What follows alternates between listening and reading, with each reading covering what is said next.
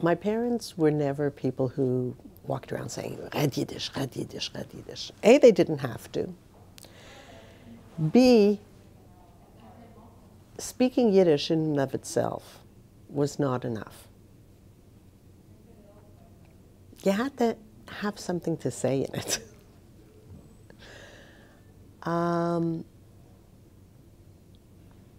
I am not one of those people who teach Yiddish because I think it should be the spoken language.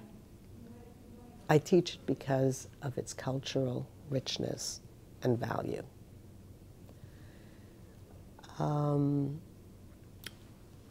There's so much to learn from it. There's so much to learn in it.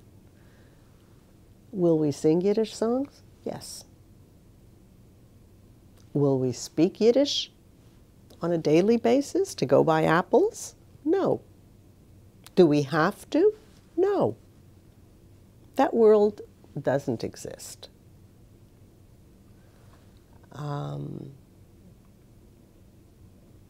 But accessing the Yiddish world that did exist and still exists to a degree. There are young people who are writing wonderful things in Yiddish now.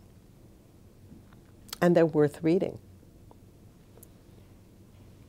We need to know Yiddish, not to go buy apples.